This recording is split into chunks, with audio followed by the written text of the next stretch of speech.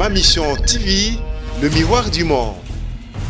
Il ne faut pas ignorer Fayulu Lelo, c'est un grand. Tout ça, Jean-Pierre Bemba, c'est un grand. C'est un grand.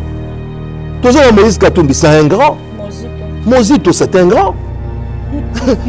Maman, tout ça, c'est Bazali Belo, Bazali Beleti. Bato bazolinga bakotisa yaya na ngai Martin Fayulu na kati ya makambo. Martin Fayulu aza tribaliste te. So boke na hotel na ye na Faden House bokuta baluba bazali, bakongo bazali, baswahili bazali, botika makambo wana, boyembaka makambo wana, boboma baluba baza bandeko na bino. Pardon. Baswahili bazali ki na bokonzi bobomaki bango te.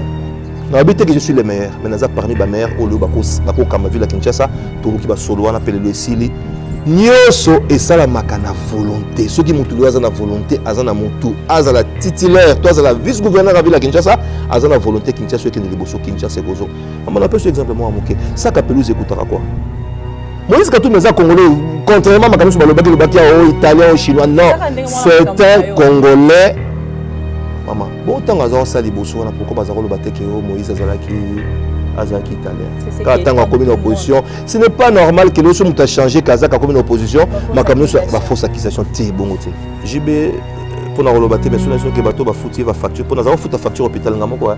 Aza parmi bateau ba baksaki mon pour foutre facture hôpital. JB aza parmi ba wana. Na ba ami mo na otanga ba kombo. JB aza parmi bateau ba foutre hôpital ngamo. Pour l'état kanyi mutu.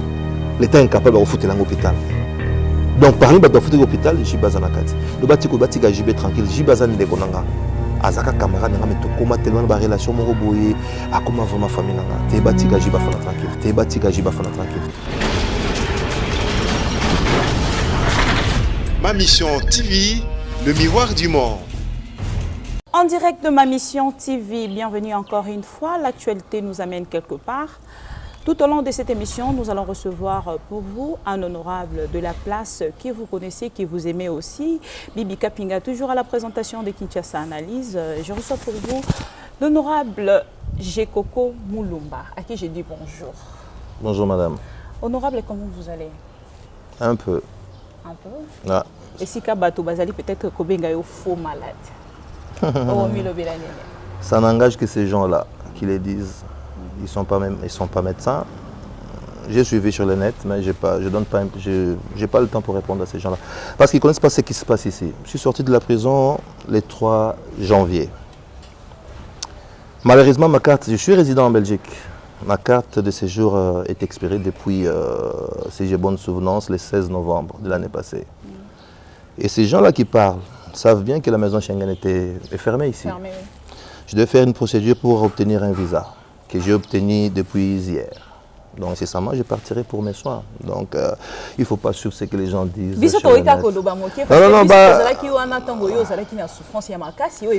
Exactement.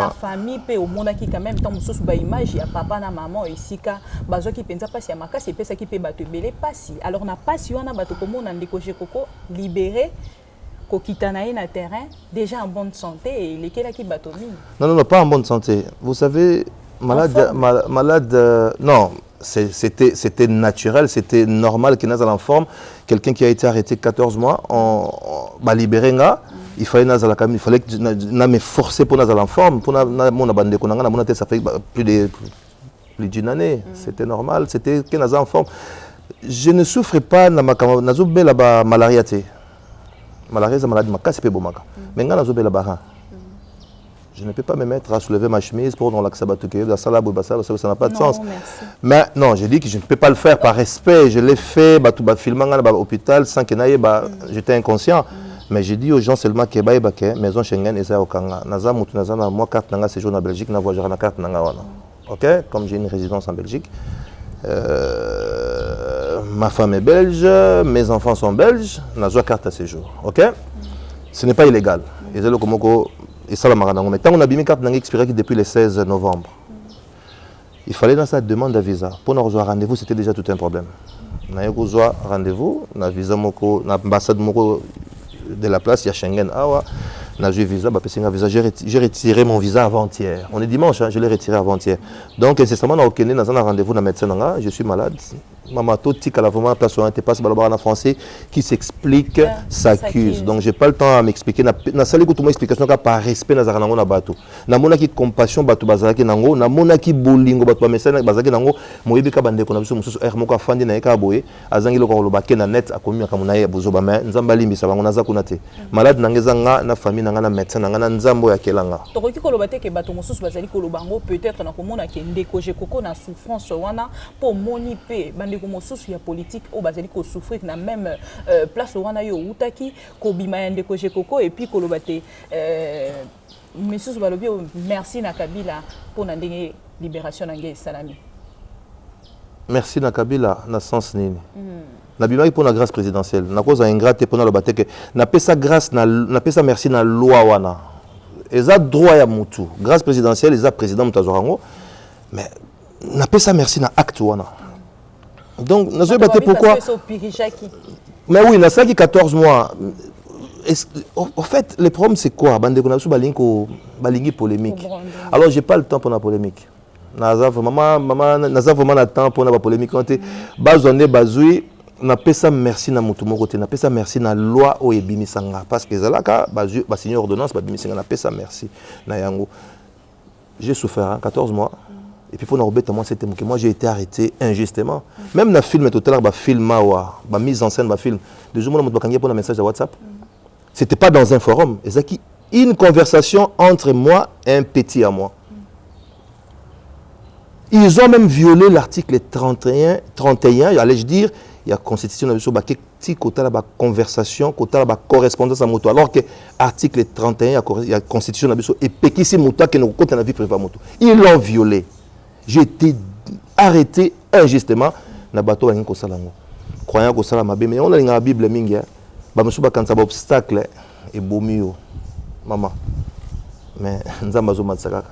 Azo matsa. Tant que kanza bo sa babe, j'ai souffert. 14 mois n'a pas si baba comme belé.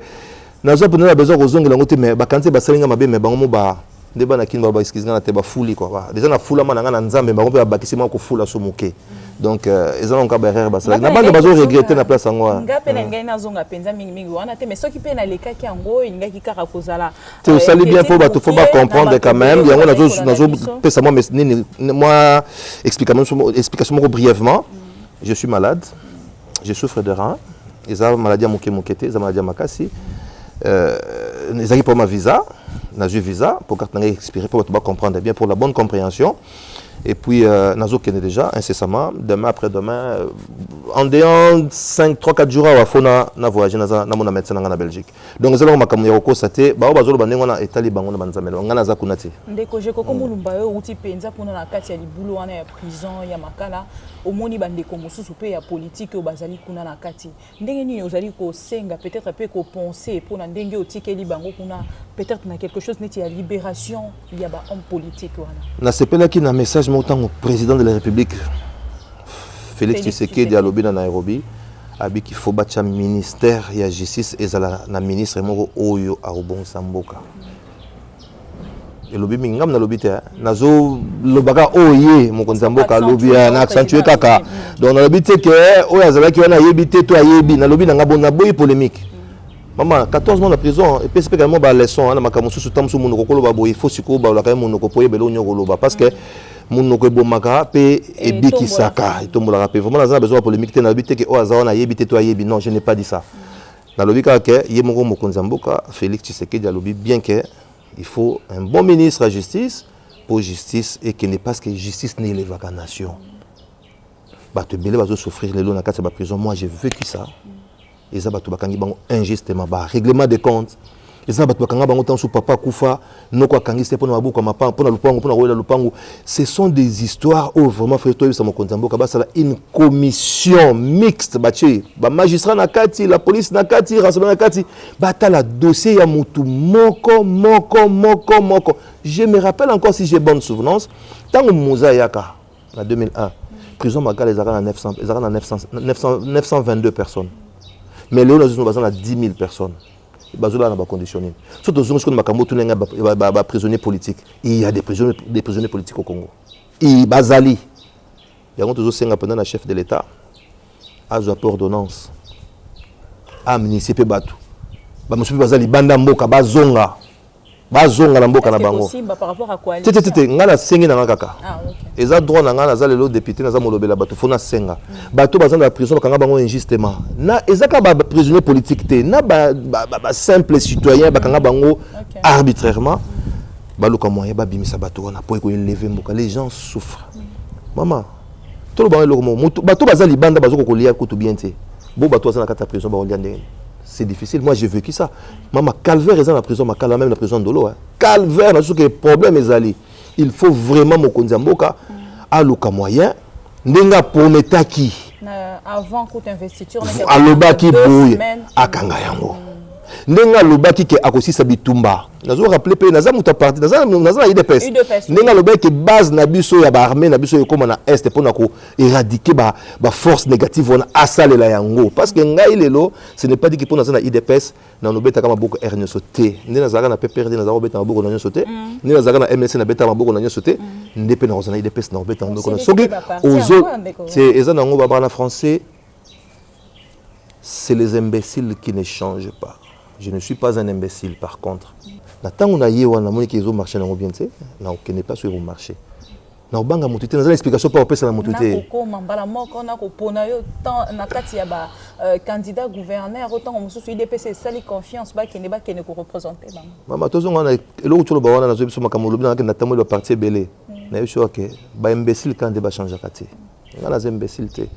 Nazaki na PPRD na monique mboka ezoke na mboka na libulu mboka eza na libulu lelo auto solo kalo na kati IDPS to bimisango libanda mboka eza na libulu faut pas se voiler la face soki ndenge ni sonné non mboka eza ya continue bato souffrir ba policier très mal payé ba fonctionnaire nyo to baba mais donc fonctionnaire nyo congolais sont mal payé bato baza bien payé zaka bato basaka na gouvernement les bango baza bien payé surtout na mbongo bango ba mi yibelaka o ba mi futelaka ba monde à partir à source bazo mi yibela mbongo à l'état mama wa eza pena problème ya monene o photo bundaka mboka et pousse na liboso yango peneza défi o le biso bato IDPS défi biso le biso ba ponamia ya peuple il faut toteler ma pomboka kende liboso pour lobby to zo chance ya ko postuler sur surtout zo 5 ans maman une parenthèse na peu exemple moi mon cœur na assemblée provinciale de Kinshasa to 48 députés miracle sur miracle maman bato ba 48 députés o to zaki na 2006 obi combien bazongi o ba voter bon bazongi ka 6 nakasa 6 wana yo na kati 42 maman olingi si je vais me répondre 42 bazongi te pona nini au moni bato le temps babo nde bato bazolo ba o kimbuta sali bien te au gouvernement provincial et sali bien te mais bon bino ba député provinciaux musa na mnezanini na kati ba prérogative na biso il faut tout contrôler gouvernement provincial au bazolo ba ke ba sali bien te wana il faut tout ça là-bas lo ba benga ba edit il faut tout ça là kango est-ce que ba député ba sala kango yango moninga en 2013 na démission na passe na monaka na kati assemblée provinciale wana et lo comme longa ezala kiti yango na pesi na peuple congolais merci surtout ba kinois beaucoup comment comprendre sens il y a vote sur 48 bazon 42 passe ba qui ba aventurier excusez-moi le terme ba ça qui est le monté basali et le côté peuple la qui c'est que élection balo tant sous babi que ba chipotaki na bango nanga sala ki basali mais ba place musu penanga na moni penaka que peuple a corrigé batoke bino boza sur droit aux ko représenter biso merci peuple a commis mature ba c'est pour la passe à mon tout là on peut pas citer suppose que l'élection t'es pas cité au bout de ma député aux on kana musano kalat yango ba tu faut ça rappeler la part des choses cause à député za profession te cause à la politique za profession faut ça la musano moninga maman naza na garage nanga kingaba o bato bafinga nga mécanicien nazo kutu bakisamo lo bato ba confondaka électronique na mécanique nga na sala ka mécanique te na sala ka électronique on atangeli na classe naza on za sujet to fongola ka moko mususu au moins lo na sala ki depuis na démissionnaire na 2013 tilelo na vivaka nanga bien quartier nanga na ki monti na sala action nazo zonga ce qu'on a réponse au tout nanga wana depuis 2013 na démissionnaire le 18 mars 2013 na longoli tablier na bois qui n'habite na continuer na partir au mboka te o ezaki peut perdre na continuer na assemblée provinciale OT o ezaki mabe na zone na 2011 na baki na longo na 2011 na longo na assemblée nationale pour na ko siéger na ministre premier ministre moko te o asaki et le côté na pendant mandat na ye na longo aki te na kota polémique no na te na longo aki 2013 wana ti lelo na 2019 même ni nazaki na hôpital wana ceux qui makambo ezana kingabwa nazali toujours ko salisa na kima base nanga te na vivaka na base nanga na vivaka na peuple nanga c'est ça qui fait Jekoko Sosomboka ye wana ba pesanga comme Sosomboka biloko ekangisa lelo na 2000 tabakanga na makambo ya pont Tshisekedi siko tozongisa siko kombo pont wana siko komi pont ya papa mokonzi ya mboka tota siko ona na kinolongola parce que nazala mukanda na komelaka kimbuta na se na kozongisa ona ki enquêter ton été nazala mukanda nga na kobela kimbuta ti lo a répondanga te na français balobaka qui ne dit mot consent na komela il faut sanga non honorable na boy opesa ngo kombo Tshisekedi na ko relancer sur les 30 toujours siko kombo tozongisa ngo papa Etienne Tshisekedi le peuple d'abord maman aujourd'hui dans la question quand makambo ya que nazaki na prison ba vota kinga il faut préciser na nous que naza les mieux élus à ville à Kinshasa nyonso ba députés provinciaux même na niveau ba députés nationaux sur ville à Kinshasa nga naza premier na bango ezo lakisa ke moto yebi ko fanda na bato moto yebi ko lea na bato moto yebi ko lela na bato moto yebi ko seka na bato naza na nga richté mais naza richesse à bolingo on a pesa na peuple nanga mama moto penda na kati ya prison moto na kati ya prison na fandi nanga mama ozui penza 35 000 voix. Oh, PC Limbongote. Et plus loin, PC Polote to voter encore. Plus loin, naza les seuls députés on a vu la Kinshasa o ya bendi député musu na liste na bango. Député mo mama Sengo Thérèse azaki na 1000 azaki na mo ba voix mais na ba voix na ngatango basali sommation azaki na moyen ya ko benda député moko. Na PC seuil na ba député provincial de la Kinshasa pour 2012 c'est pour moi c'est ma seuil na PC bango seuil. Donc ils ont la kisabatuke na oseka nanga ba député ba juitete na oseka bango te eza nango makama mokili yaka eza makambo eyaka ndenge na sphère ya mutu moko ya manze mwana eza makambo eyaka ye nango mais zongela musano akala ozaki pêcheur zongela pêche ozaki chailleur zongela ozaki échangeur parce que il y a quand même na kati ba nini nango ozaki mo sangisa ozaki professeur mais zongela eza likama ko lata za ba bete parce que ba te ke ozalaki net échangeur ozwi mbongo no nyoso tie na kati moya ozonga sima eza makambo que peuple eza makambo peuple comme na mature ngolo bakia peuple comme na maturité moko très élevée à se comprendre que ozwa poko sabiso n'habite que naza le meilleur non ce n'est pas ça mais naza parmi ba meilleur n'habite que naza le seul meilleur naza parmi ba meilleur o ya ba député ba défendre ka penza peuple bec ongle o ba défendre ka le peuple bazaka toujours na lo ko ba kosaka slogan moko ba lo bakato slogan to réflexion na bango moko à dormir debout au député ça la ponté ouais zaki ba guerre ba ko tumbangai député ça les sakamututé député ko rebembete maman nous sommes dans un pays riche mais ba peuple baza pauvre donc c'est quoi le moto akufi et bembelali na kunda te pour naza député le la monique nzela la place la ponza na c'est il faut que buka ko matsa papa toi vivre peuple à vivre peuple à voter kinga na lo ba toujours que peuple nanga ya limité à Kinshasa ya Congo bangonde baza ba employeur nanga bangonde ba pesa nga musala. Moi je vais vous aider à clôturer donc ça bangonde ba pesa nga musala s'il te plaît maman pardon c'est très important bangonde ba peuple onde pesa nga musala au moins le so pesa nga musala te menazongi chômeur donc peuple azali peuple n'est patron na biso tant que yo zalaki na prison ba œuvre wana nyonso ilandi o kebato wana ba sunga ba kende ko voter yo sans pour autant pesa bango liputa sans pour autant pesa bango eloko kolia yango na nde elandi pe pesa bango depuis na prison et salamate la prison candidat et les mieux élus ti maman nzambe wana merci peuple wana ya limité peuple wana moamba peuple wana Kinshasa peuple ya Congo na ba diaspora batinda ba famille na bango basaki ba vidéo ba Marcel Malumba nazolo baye wana ba sala ba vidéo ba te belé ba mon frère manga ba sala ba tout temps ba zebele ba article wana za ndeko nanga kimbongo jeko ko Mulumba mais assista kité yo ko témoigner nini dans ça JB pour na rolobate mais sona que bato ba fouti va facture pour na za futa facture hôpital ngamo quoi aza parmi bato ba bakisaki mon pour na futa facture hôpital JB aza parmi ba wana na ba ami musu na otanga ba kombote JB aza parmi bato ba futa hôpital nanga pour l'état kangi mutu l'état incapable de foutre l'hôpital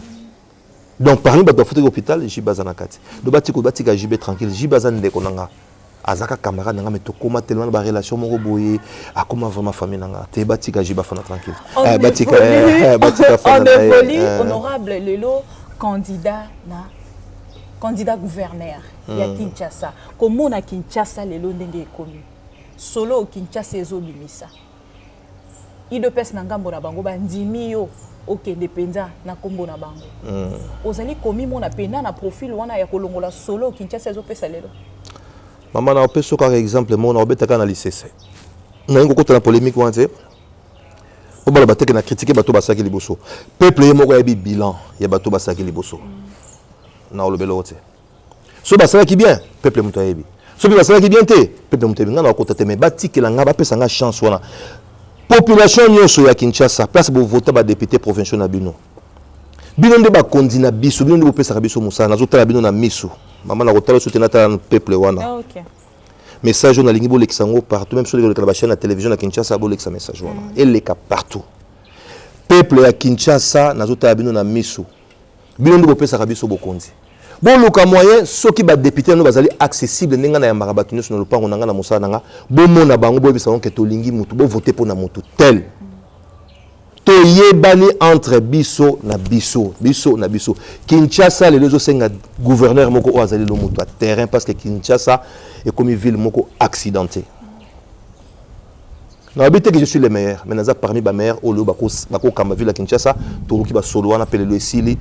Nyoso et ça la makana volonté. Ceux qui mutu azana volonté, azana mutu, azala titulaire, toi azala vice-gouverneur à ville à Kinshasa, azana volonté Kinshasa qui ne liboso Kinshasa kozo. Maman appelle ce exemple moi amoké. Ça ka pelouse écoutera quoi?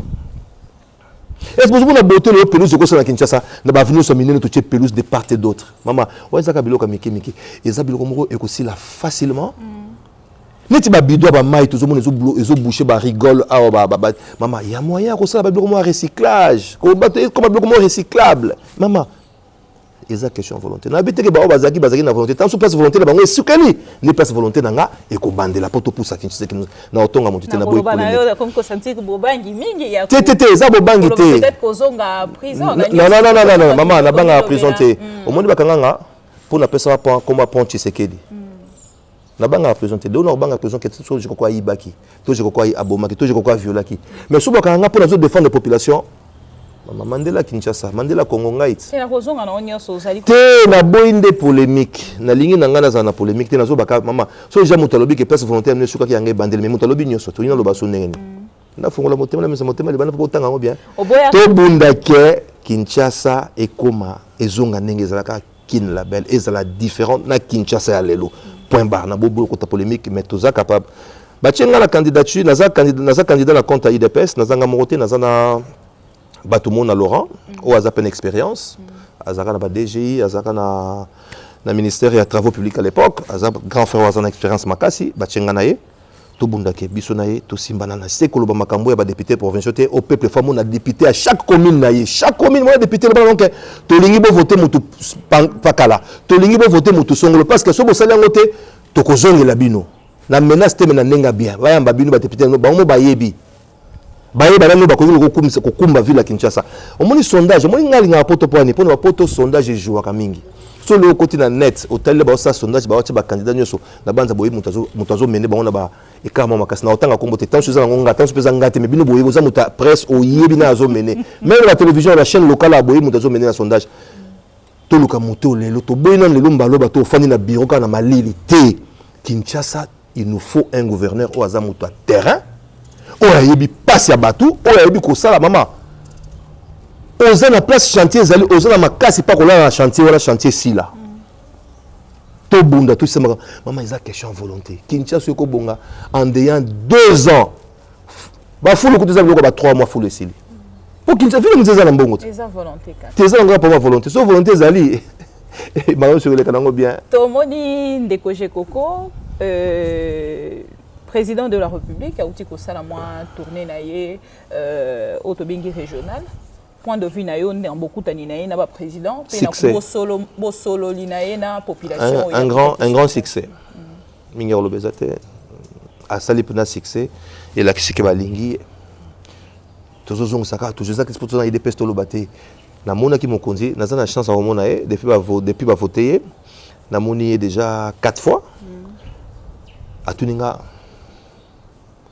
chilobo pa benga chilobo chilobu oza molobo yebi benga chilobu olobi neni na bité chef matoi ya ofongoma milai lokola lapin faut fongola ngo misu ofongoli munoko okangi mwa moke kaka pona ko pesa ka ba injonction matoi ya ofongoma pourquoi oyoka kolela ya peuple misu ya komona kolela ya peuple munoko ya ko pesa injonction okoisi na dirkap okoisi na ministère okoisi boy peuple à comprendre ne papa lobaki les peuples d'abord. Donc, ezali que le long na zo confiance. Nous avons vraiment confiance. Biso to na maboko to cha maboko na kati ya pat 5 ans tout le monde a que différence ezala. Tout le monde a que place au bateau basala ki liboso place ba baby saki biso photo corrigeant. Place au basala ki bien biso to ça sous bien ko le kabango basala ki. Donc souci na nga ngona souci pe ya Félix Tshisekedi au hasard président Bokoyo yangona parce que yemo kwa yebi singa. Les autres rikoloba ki opposition ezali lisusu na place parce que opposition déjà est au pouvoir. Ils ont partout, hein. Bah gauche, na droite, bien le besoin à droite, besoin à pouvoir. Là beaucoup à gauche. C'est un jeu démocratique, hein. C'est pas, mais tout ça la grand opposant en est Fayoulou. C'est un grand. Il faut pas ignorer Fayoulou. C'est un grand. Tout ça la Jean-Pierre Bemba. C'est un grand. C'est un grand. Tout ça la Moïse Katumbi. C'est un grand. Mozito, c'est un grand. Maman, tout ça la opposant. Bazali Belit. Bah continuer Moussala parce que Namboka peut sans opposition Moussala et Kosala maté il faut baza le nga so ba c'est le porte-parole l'opposition non pour ngata Bemba to Fayoulou to Moïse Katumbi déjà to bangono so baza ba congolais bangono so na tanga baza ba congolais ti weza ngai azaya nanga soirée pe mingi même avant cette solaki donc weza avinanga on a yebi ba capacité na yebi ki il est na yebi ba kocha Moïse ba kocha pe Moïse Katumbi c'est un congolais ba kocha aza congolais Moïse Katumbi est un Congolais, contrairement à Makanou Soubalobaki, le Bakia, Italien, Chinois, non, c'est un Congolais. Maman, bon, tant que ça, pourquoi Bazaro le Batek Moïse Azalaki italien. Quand on a commis une opposition, ce n'est pas normal que les gens aient changé, Kazak a commis une opposition, Makanou soit une fausse accusation. T'es bon, t'es. Non, il faut la télé, la Makamouana. Non. Moi, je ne suis pas Moutoumou, parce que t'es papa. Nazala millionnaire tu sais mais moi vie nanga paisiblement na muke na zoaka moi bimbala nanga na zolia moi makele na fani nanga na luka nanga mingi te na vie yango na bandé na lobi Fayoulou à cause de la porte-parole de l'opposition Jean-Pierre Bemba c'est un grand à cause de la porte-parole de l'opposition comme Moïse Katumbi comme Mozito Bazalit opposition koufité il faut opposition parce que opposition c'est le quoi bombanda le besoin parce que bombanda il faut tout ça la passe sur tout ça libo tout ça mabé lobby opposition il faut ça la ndengwana et si ka bazali ko pesa ndeko Fayoulou loboko peut-être kolobate aya sangana na gouvernement en place pour que ba tombola école au Congo point de vue non ezali na ko pesa point de vue c'est très pertinent. Pour ce qui est côté à le gouvernement, il en opposition. Il faut contrepoids et zalaka. Ce pays, et ça bien parce que c'est un bosseur. Donc, c'est un point très glissant, pertinent. Vraiment, il a le libre choix, quoi, ça la choix. Donc, le choix, ça les bien. Nous allons bien. Télémi par le bien à côté, a commis des choses.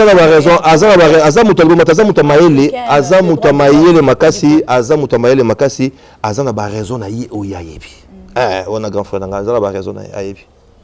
Nous sommes presque à la fin de cette émission. Déjà. Votre grand mot peut-être dans la population où il qui a déjà confiance. Et puis, on a 2 ans de commémoration, il y a Papa Etienne Tshisekedi. Et puis, 37e année, il y a UDPS, mon a eu vraiment nini. 37e année à UDPS, il faut topper ça longue la partie on a. Ils ont parti moni passi. Et moni passi na bika UDPS ils remonte moni passi mais ça parti parmi ba parti moni passi na Congo bandi bitumba leloté. Na kana souci moko bokonza lelo fallait za yemoko Etienne Tshisekedi ndaza la président lelo. Mais tobo ça peut-être que moi na Lyon a appelé Lyon. Félix Kobo Sanate les peuples da papa lobaki les peuples on na papa na banoko pas noko na ngai hein o yakufa.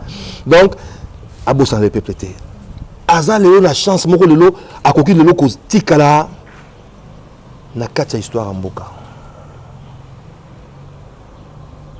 Akotika na kati histoire ya mboka. Donc 37 ans à pouvoir, il y a Lit, le Otoji Bokonzi.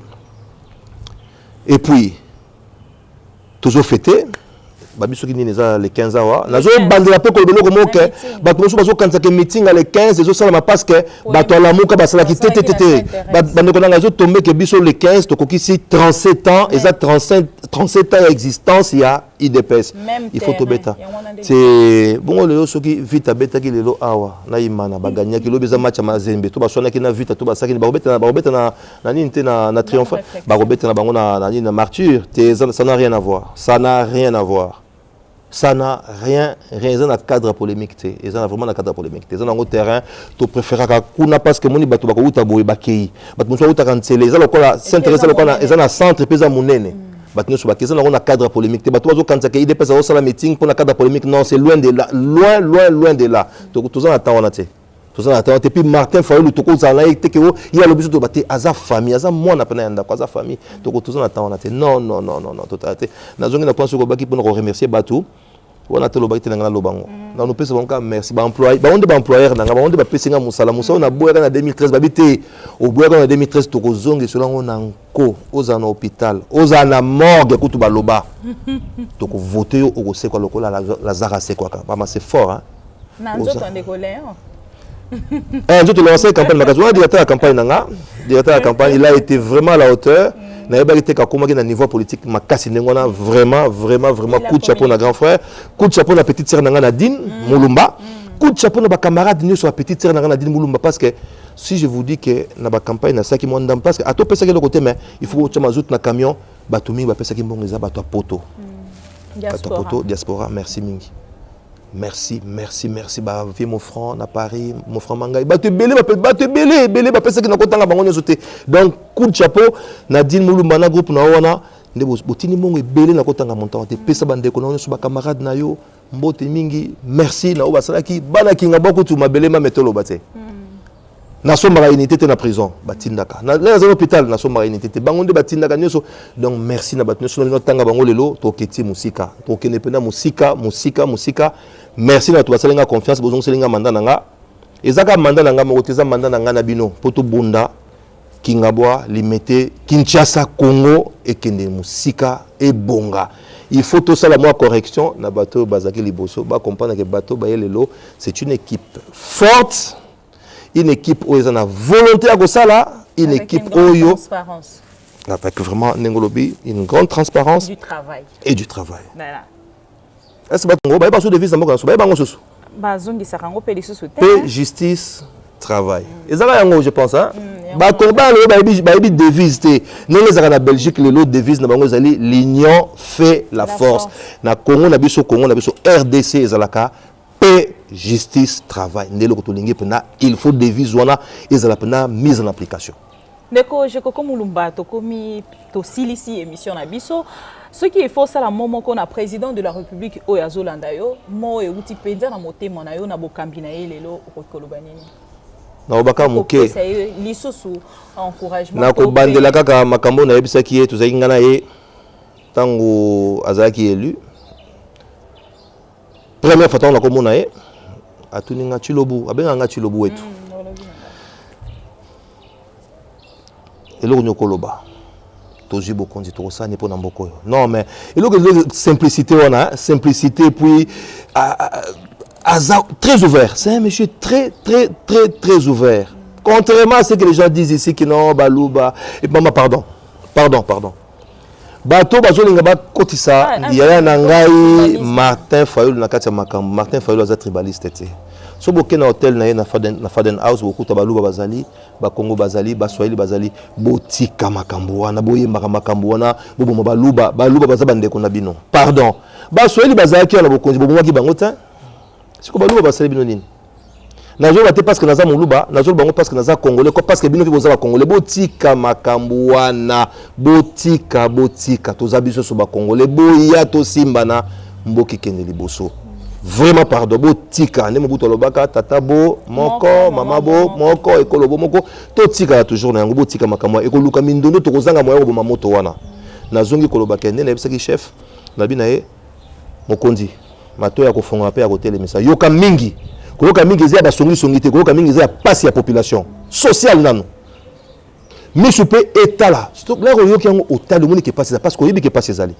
munoko efongaka moke mpona kopesaka ba instruction ba injonction botala boye bosala nzela boye salaire mata bosala boye eloko na kobani kaka na réitérer ka ba propos na nga na pesaki yo na Béatrice neto solari na yo na réitérer ka ba propos na nga na pesaki yo il y a pas très longtemps na oya na ebisaki yo makamwa kaka biloko na kobani ko yango na po biso lobito zala bien to tambola pe majunda ne bala na chilu bala pe na balanga na biso pe na ko na kolobango ya po zala ngo promet ba tswali pe bazalo ba kiswahili na mena mabete ne pas bakana na Kikongo batanga bazutam ozodondwa na to na Kikongo que to bundamboko oyo bato ba sentir que to sali mosala pour lui bato ba pesa sous confiance to dina na kata libulu te pour to musuba zanga kata libulu esika balobi bapesi etouche biso penza tokolanda mingi kuna te tozali koluka nde solution na problème oyo ekwelela Congo mikolo ebele penza siko lelo toloba te ndeko Jekoko Mulumba akosiéger kitoko na kimia nyonso parce que ndeko Mozito aza mosika na ye yo li maka Mozito minga na kota polémique no ate Mozito botika fana pa azali oyebi Liboso je l'avais pas bien maîtrisé Mozito après avoir dénoncé Babilo Kazara au Salawana, entre guillemets, mais je l'ai découvert. Oui, Nazaro Lobak, je l'ai découvert après. Non, c'est un monsieur très, très, très, très intelligent. Moutaroza la mabene na mokine, mais parfaite, mais c'est un monsieur très, très, très intelligent. Ce n'est pas dans cela on a ironité, Dieu m'entend parler. Moi aussi, tout ça, un monsieur très intelligent. Mais à obtempérer, propos ya ko s'attaquer na batu ke o pe kisalelo ba investisseur ba yate au monte ko zulu kama kama au détriment ya mboka na yo moko ce n'est pas belo kana ko pesa conseil na grand frère na Mozito ngwana. Mot de la fin pour aujourd'hui, honorable to ko lobisa pe mingité parce que kolanda na o batu bazoli ko lobate biso to yebi intérieurement que aux ali vraiment la santé mingité il y a malam peut-être pour tous autant mingi. Tena pesio merci. Je peux merci on a été malade dans l'hôpital, vous m'avez beaucoup soutenu. Oui. Au yaga na hôpital au zoga ba image monaka au yaga na prison au talanga au tambola na grand frère nanga boya kananda ko nyoso donc na pesio vraiment merci les sous na pesio merci na maître congolais. Na profiter de l'occasion pour ça merci na avocat nanga maître David Chimanga, il a été là présent à la hauteur. Maître Talos Emanonge, on a maître Léon Ngomboa. Na pesi bango merci ne basala musana so batika osenga pe mbongo te basala on ne babenga na poto ba avocat d'office basala ka musala pas donc ce sont vraiment des maîtres maître David Chimanga vraiment un grand merci. Merci beaucoup honorable Jekoko Mulumba candidat candidat gouverneur ya Kinshasa to lundi message naé pour la population nyonso ya Kinshasa boloba na honorable na bino ndenge honorable Jekoko alobi ba honorable na nyonso prévention bo meka ko solo la na bango ko talisa bango nani penza akoki ko kamba engumba Kinshasa. Merci à Steve Konde, les soldats de ma mission TV. Merci Nabino nyonso bozalaka wana pour nabiso biso pour nabino tolobaka nabino te tokozalaka liso nabino esika information ezali lito inabino pe makoloko koma sur terrain pour na kozela bino information en temps réel yango lelo ememaki biso awa esika ndeko Jekoko Mulumba to pesi bino o ezalaki penza émission ya mituna obino bopesaki bolandi to bandiki bosepeli. On se retrouve prochainement pour un nouveau numéro, toujours dans ma mission TV. À la prochaine, bye.